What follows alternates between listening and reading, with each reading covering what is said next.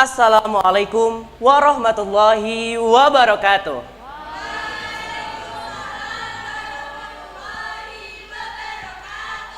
Selamat pagi, Bapak, Ibu, dan teman-teman sekalian. Hari ini, izinkan saya untuk sedikit bercerita tentang pengalaman dalam hidup saya. Alhamdulillah, takdir membawa saya kepada sebuah pengalaman yang unik.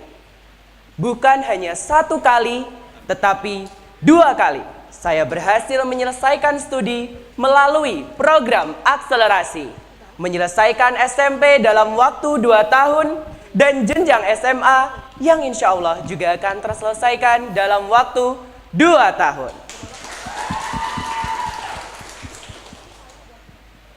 Bapak, Ibu, dan teman-teman sekalian, terima kasih atas apresiasi yang diberikan.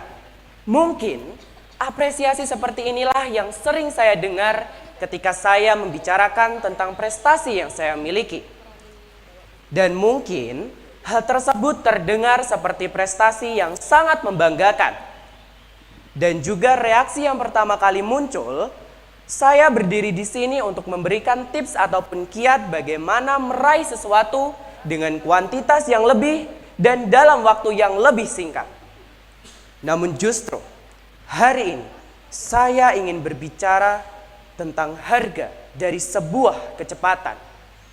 Dan apakah benar bahwa kecepatan selalu sebanding dengan kesuksesan? Saya, Fatahila Zibran Riki Pratama, siswa MAN 1 Ngawi, student Erpin Academy 2025.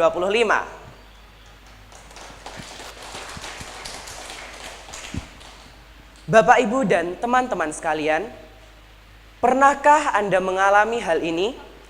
Ketika Anda mencoba membawa tumpukan buku tebal dan dokumen berkas penting secara bersamaan tanpa bantuan sebuah tas.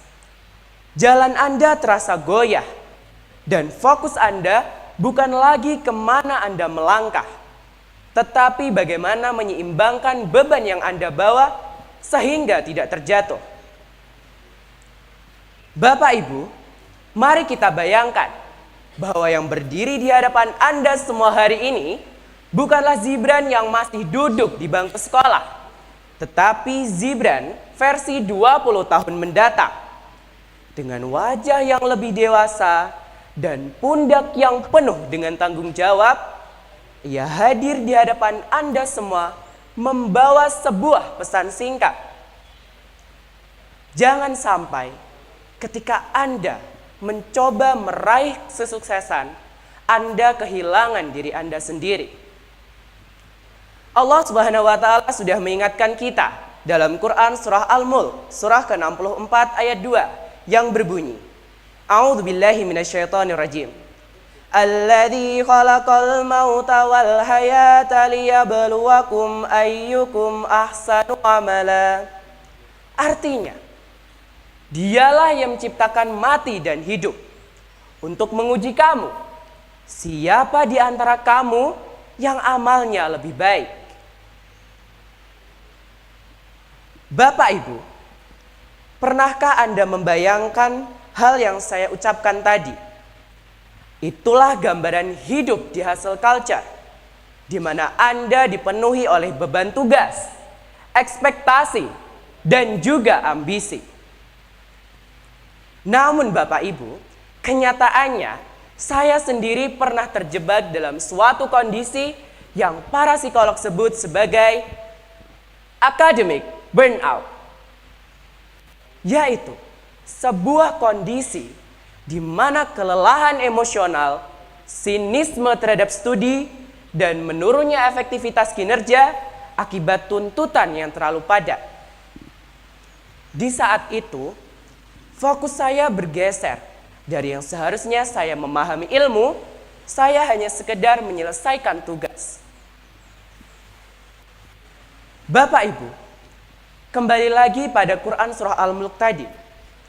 Ayat ini menegaskan Bapak, Ibu, bahwa ukuran utama bukanlah seberapa cepat garis akhir kita sampai, tetapi seberapa baik pekerjaan yang kita lakukan selama dalam proses perjalanan itu. Lantas Bapak Ibu, apa yang akan terjadi bila Anda terus berjalan sambil membawa beban yang begitu banyak? Tak terhindarkan, tumpukan buku yang Anda bawa terasa miring, dan dokumen yang Anda bawa terselip, dan dalam sekejap, semua yang Anda bawa terjatuh berantakan di tanah. Bapak Ibu, di titik terendah itulah saya merasa bahwa semua yang telah saya lakukan dan saya perjuangkan selama ini jatuh sia-sia. Pernah Bapak Ibu dan teman-teman mengalami hal yang sama? Ketika Anda sudah berusaha sebaik mungkin mengerjakan sesuatu, namun ujung-ujungnya harus gagal. Namun Bapak Ibu, di titik terendah itulah justru saya menemukan sebuah rem darurat yang justru menyelamatkan hidup saya. Bukan dari guru besar, bukan pula dari motivator terkenal, tetapi dari apa yang awalnya saya kira hanya sebagai tugas tambahan, yaitu Modul Management of Life Skill Erpin Academy.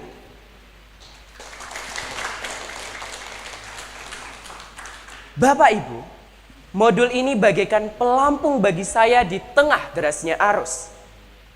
Modul ini mengajarkan kepada kita bahwa berhenti bukanlah tanda bagi kita untuk menyerah, namun sebuah seni bagi kita untuk meluangkan waktu dan kembali menata arah. Saya teringat kutipan penuh makna dari Greg McCall, seorang penulis buku Essentialism, The Disciplined Pursuit of Less. Ia mengatakan, if you do not prioritize your life, someone else will. Jika Anda tidak secara sadar memilih dan memprioritaskan apa yang akan Anda lakukan, maka orang lainlah yang akan melakukannya untuk Anda. Kutipan ini sejalan dengan hasil penelitian yang diterbitkan pada tahun 2023 di jurnal terbaik di bidang psikologi dunia yang ditulis oleh Nastasi et al. Yang mengemukakan bahwa waktu istirahat untuk menenangkan diri sendiri di tengah derasnya arus kesibukan justru meningkatkan fokus dan produktivitas. Maka dari itu Bapak Ibu, pesan yang ingin saya sampaikan hari ini cukup sederhana, namun sering kita semua lupakan. Hidup ini bukanlah sekadar daftar pencapaian. Di tengah perjalanan, ada keluarga yang harus kita rangkul. Ada teman yang perlu untuk kita dengarkan. Dan ada diri sendiri yang perlu untuk kita rawat. Jangan sampai Bapak Ibu dan teman-teman sekalian, kesibukan justru merenggut itu semua dari kita. Karena kesuksesan sejati bukanlah seberapa cepat kita sampai di garis akhir. Tetapi, apakah ketika kita sudah tiba di sana, kita masih bisa tersenyum, tetap mengenali diri sendiri, dan tetap utuh.